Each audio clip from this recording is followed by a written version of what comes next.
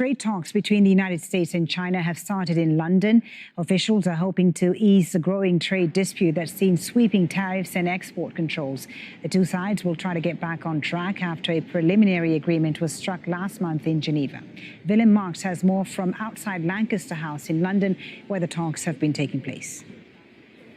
Several weeks on from discussions on the sunny shores of Lake Geneva, the relations between Beijing and Washington have turned a little frosty.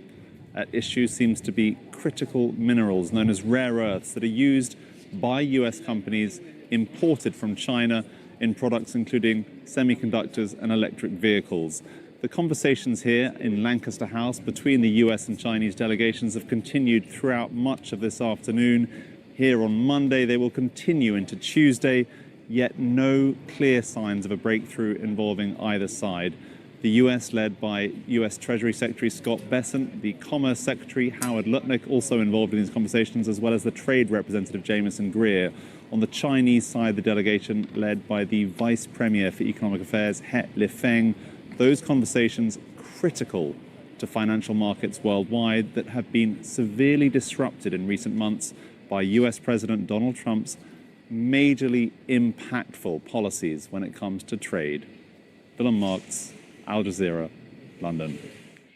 For more on this, let's speak to Harry Broadman, who's a former assistant to the U.S. Trade Representative. He's joining us from Washington, D.C. Thank you so much, Mr. Broadman, for your time.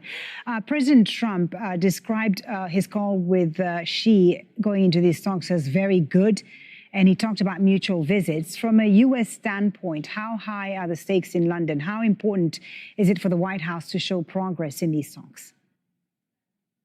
Well, I think it's important on two counts. One, I think the political future of Xi Jinping and Donald Trump, though Xi Jinping, I don't think is going to go anywhere. But more importantly, the stakes are high on the economic performance of both of these countries, which are the two largest economies of the world, as everybody knows. And I think what we're seeing here illustrates the entanglement between these two economies quite starkly, and most people don't really understand how intertwined China and the U.S. are economically.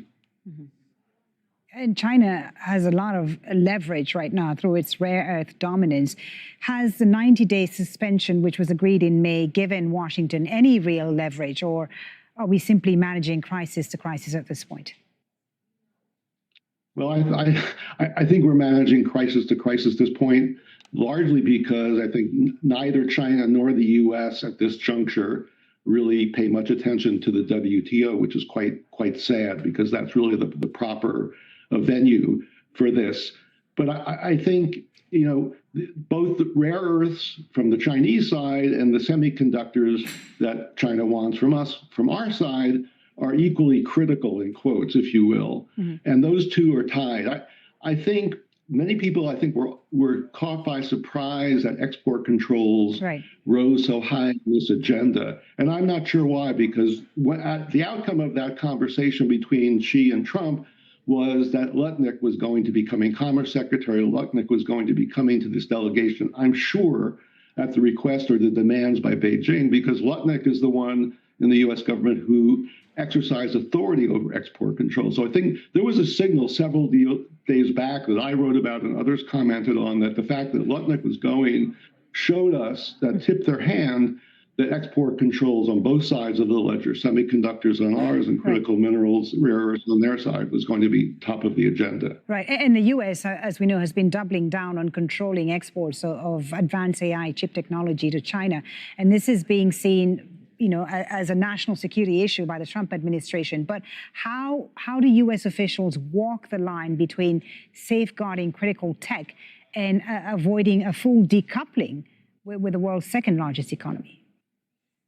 Well, you put it quite accurate. This is a tightrope, and the more that there are hostilities, economic adversities between these two countries, both are walking a tightrope, right? So both countries have a lot to lose if things go off the rails. Both countries can win if there's some kind of agreement. But the trick in trade negotiations, and I've done this for a lot of years, is how stable and how durable are these agreements.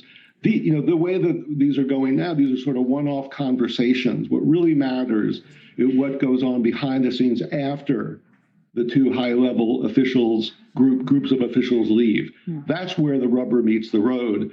And I think we don't have a great process in place right now for that ongoing dialogue. The fact that we're seeing these spurts of meetings here, meetings there, illustrates that we really don't have a systemic approach, both China and the U.S., to dealing with both these risks and these opportunities. Again, these are the two largest economies in the world.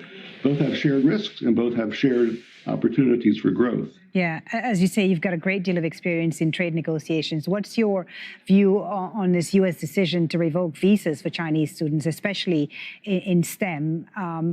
How do you see that affecting the U.S. economy in the long term? Yeah, I actually was the lead negotiator for the U.S. also on science and technology agreements. So this is something that's quite dear to my heart.